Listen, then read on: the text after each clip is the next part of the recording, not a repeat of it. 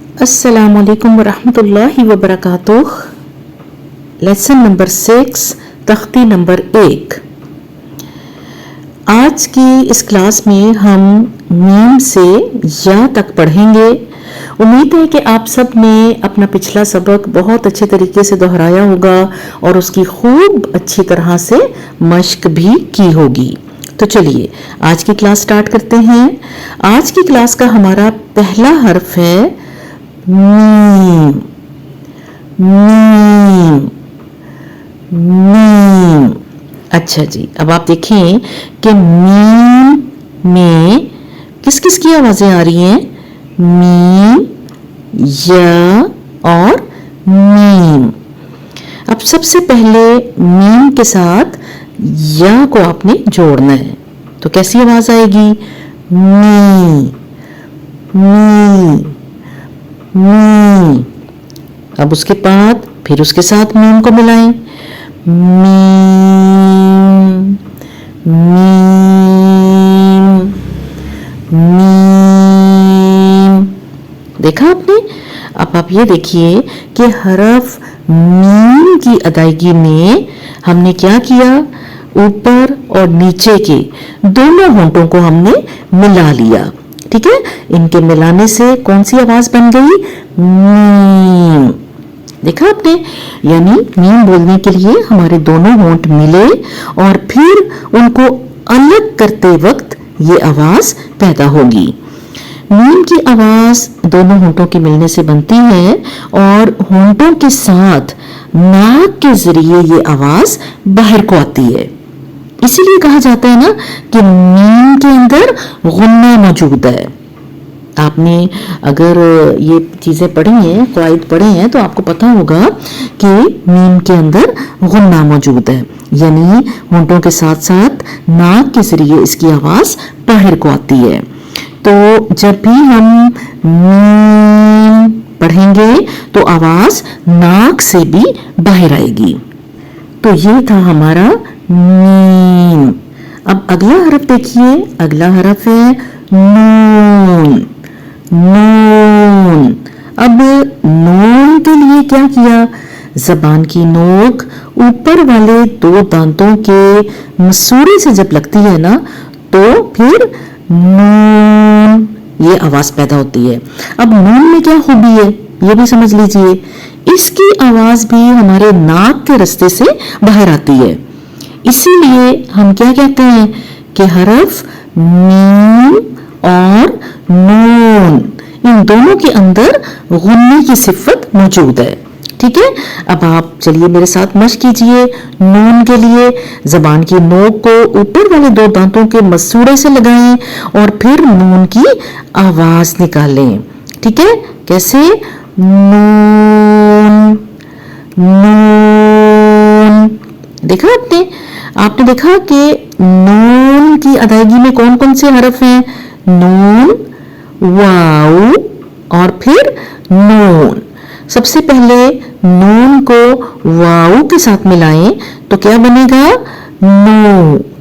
نو ایسے ہی ہے نا. اور واؤ ادا کرتے ہوئے ہم نے ہونٹوں کو مکمل گول کر لینا ہے. چھوٹا سا سوراخ بن جائے گا ہمارے ہونٹوں میں اور ہم کہیں گے نو. پھر اس کے بعد اس کے ساتھ کیا جوڑنا ہے؟ دوبارہ سے نون کو جوڑ لیجئے. نون نون. دیکھا آپ نے؟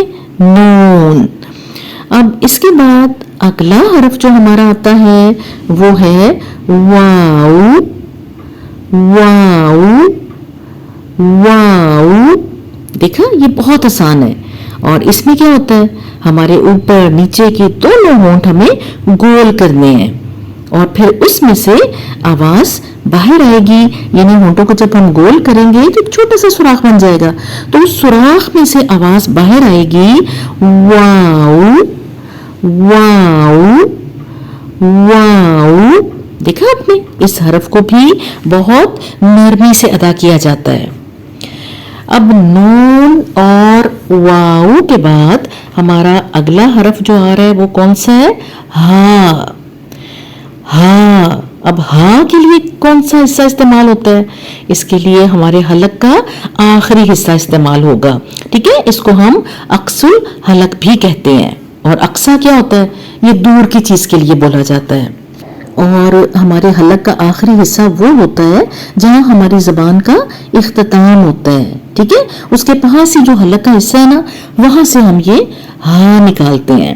ٹھیک ہے، باریک آواز میں آپ نے اس کو منہ سے باہر نکالنا ہے.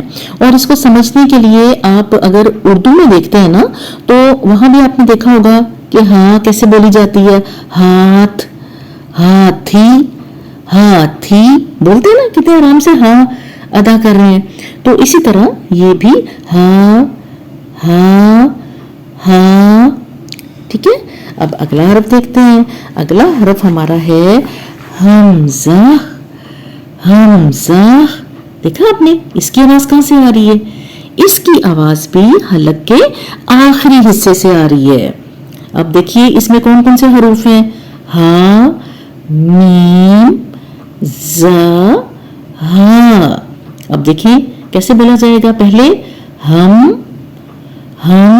پھر ز، حمزہ، اور پھر اس کے بعد ہاں. حمزہ، حمزہ، حمزہ. دیکھا آپ نے، یہ ہمارا حمزہ تھا.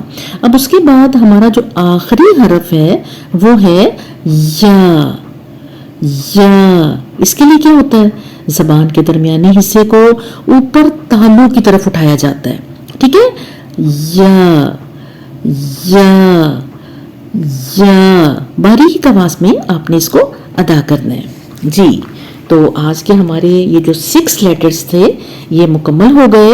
امید کرتی ہوں کہ آپ کو بہت اچھی طرح سے سمجھ آ گئے ہوں گے اور آپ نے میرے ساتھ ساتھ اس کی مشق بھی کی ہوگی. تو چلیے اب ان لیٹرز کو ایک دفعہ میں دوبارہ دہرا دیتی ہوں. آپ بھی میرے ساتھ پڑھیے. میم، نون، واو، ہاں، حمزہ، یا. ٹھیک ہے جی، آج کی کلاس اپنے اختتام کو پہنچتی ہے. اجازت دیجیے، اگلی کلاس میں آپ سے دوبارہ ملاقات ہوگی. دعاؤں میں یاد رکھیے گا. فی امان اللہ.